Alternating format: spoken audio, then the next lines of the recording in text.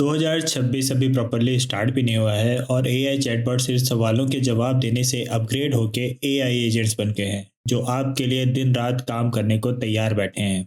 Latest example Anthropic का cloud Cowork जो सिर्फ चैट नहीं करता, सिस्टम चला लेता है। और मार्केट ने भी रिएक्शन दे दिया है, आईटी स्टॉक्स को हल्का सा हार्ट अटैक आ चुका है।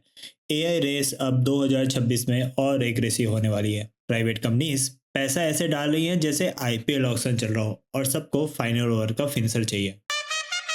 कंपटीशन अब सिर्फ कंपनीज के बीच नहीं रहा। कल तक एआई डोमिनेंस की रेस सिर्फ यूएस वर्सेस चाइना होता था। अब European union, Latin America, India सब अपना खुद का मॉडल बनाना चाहते हैं। रीजन सिंपल है, डिजिटल डिपेंडेंसी किसी को पसंद नहीं। लेकिन एक इंटरेस्टिंग ट्विस्ट है, एआई रेस चाहे कितनी भी फास्ट हो, एआई एजेंट्स चाहे कितने भी स्मार्ट हो, प्रॉफिट के मामले में बहुत सी एआई कंपनीज अभी भी इन्वेस्टर के पैसे ही चला रही हैं। कई कंपनीज को एक्चुअल प्रॉफिट लाने में 2 से 4 साल लग सकते हैं। कुछ फाउंडर्स ओपनली बोल चुके हैं प्रॉफिट अभी प्रायोरिटी नहीं है। कुछ कंपनीज ऐसी भी हैं जो एआई रेस में डे वन से प्रॉफिट कमा रही हैं और आगे भी कमाती रहेंगी। ये खुद एआई ऐप नहीं बनाती, ये एआई को चलाने का इंफ्रास्ट्रक्चर बेचती हैं। इनको फर्क नहीं पड़ता मॉडल कौन जीते, इनको बस पानी निकालना है। और फिर आती हैं वो छोटी पर तेज कंपनीज जो एलएलएम मॉडल्स को यूज करके स्पेसिफिक प्रॉब्लम्स को सॉल्व कर रही हैं और क्वाइटली रेवेन्यू बना रही हैं।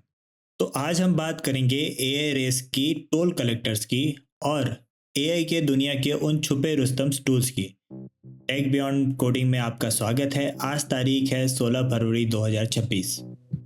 एआई इकोसिस्टम को समझते हैं एक घर बनाने के एग्जाम्पल से। घर बनाने के लिए चाहिए रॉ मटेरियल्स, रेत, सीमेंट, लोहा, पत्थर, टाइल्स, पानी। एआई के घर के रॉ मटेरियल्स का नाम है चिप्स। बहुत सारे चिप्स। चिप्स डिज़ाइन करता है एनवीडिया।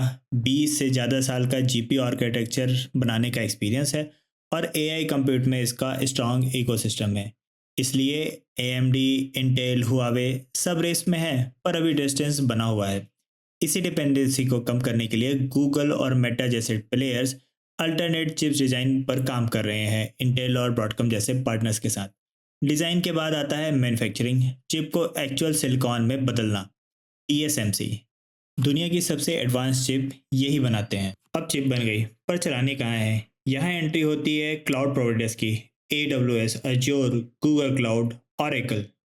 ये एआई कंप्यूट को इंटरनेट का पार्ट बनाते हैं, रेंट पे देते हैं। फिर आता है एक underrated players, data centres. Power, cooling, maintenance, ये सब चलाना खुद में एक इंडस्ट्री है।